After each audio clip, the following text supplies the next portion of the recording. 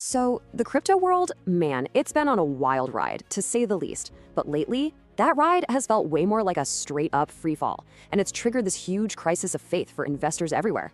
So, let's dive in and figure out what all this turmoil really means for the future of digital assets. Okay, to really get a grip on the sheer scale of what's happened, you gotta start with this number $2 trillion. I mean, that is the staggering amount of value that's just been wiped out from the crypto market since its peak. A number that big, well, it forces us to ask some really serious questions, doesn't it? So how in the world did we get here? Well, the story of the last few months is pretty simple, and it's not a happy one.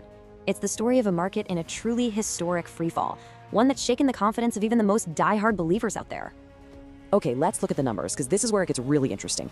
Bitcoin. It plummeted over 50% in just 4 months. Think about that. And in one absolutely brutal week, the crypto market lost something like $600 billion. But here's the kicker. It wasn't alone.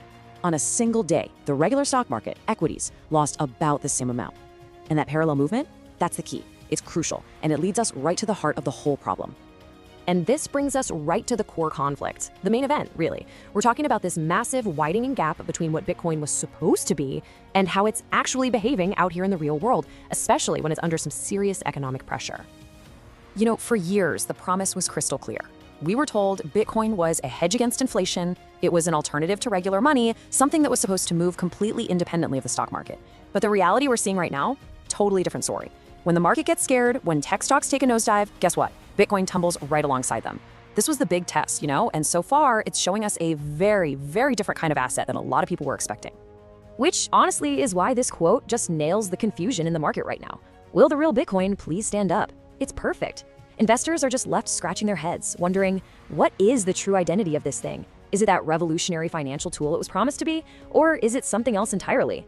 And all of this leads to this growing suspicion, this mountain of evidence, really, that Bitcoin is acting less like a stable store of value and, well, a lot more like just another super speculative tech stock.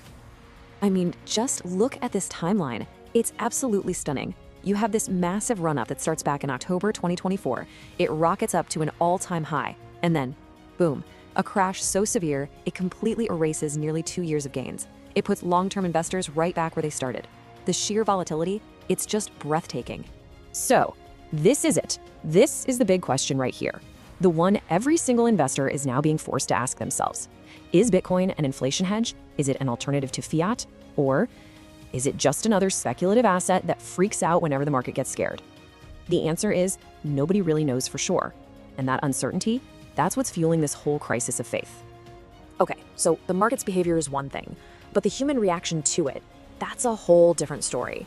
This crash has really exposed this fundamental split in how investors are handling the pressure. It's like a battle royale in your brain, pitting cold, hard logic against some really powerful emotions. Now, logically, a lot of long-term investors use a strategy called dollar cost averaging, or DCA. It's really simple. You just invest a set amount of money on a regular schedule, say every month. And when the price is low, like it is right now, that same amount of money automatically buys you more. It's a really disciplined way to basically treat a downturn like it's a discount sale. But, and this is a huge but, here's the catch. The logic of DCA is so simple you could teach it to a kid, but actually doing it as an adult, oh, it's incredibly hard. Because when you see your life savings just plummeting on a screen, your emotions are screaming at you. Sell, get out, stop the pain. And just like that, they betray your logical plan. And this really lays out the two mindsets perfectly, right? On one side, you've got the short-term reactor. This is the person driven by fear. They try to time the market, which usually means they end up selling at the absolute worst possible moment.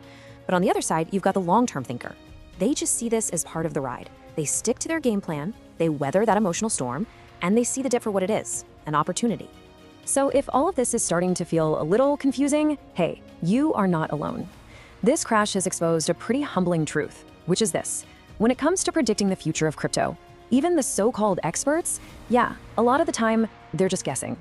I mean, think about this. Just 6 months ago, you had these super confident insiders declaring that Bitcoin would never see a price below $80,000 again. That was the new floor. Well, that prediction aged like milk, to say the least. It's just a powerful reminder that confidence and certainty are two very different things. And just look at the range of predictions flying around out there now. You've got some analysts saying the crash could keep going all the way down to $26,000. At the same time, others are predicting the next high is going to be a staggering $250,000. That massive gap, it just goes to show you that truly nobody knows what's going to happen next. So if the experts are just guessing, then who does know? It kind of raises this bigger question about timing the market in general. I mean, who actually has the foresight to make the right call at the right time? Well, that brings us to a really fascinating and kind of notorious case study from the stock market. Okay, so check this out. According to financial disclosures, Nancy Pelosi's household sold a pretty big chunk of PayPal stock on December 30th. And what happens right after that sale? The stock takes a massive nosedive, falling 27%. The timing was so perfect, so perfect, that it potentially saved them from a loss of over $90,000. And that whole situation led to the creation of this very cynical but also very telling quote, "Other than God and Nancy Pelosi, nobody knows what's going to happen in the market." It's funny, but it really underscores that deep sense of uncertainty that everybody else feels. Whether you're investing in tech stocks or in crypto, for the average person, it can really feel like the whole game is just a complete black box. And that brings everything right back around to you. With Bitcoin's whole identity up in the air and a future that's completely unknowable, it really all comes down to your own psychology. So the ultimate question this whole crypto crisis is asking is this: when you're staring fear right in the face, are you a long-term thinker or are you a short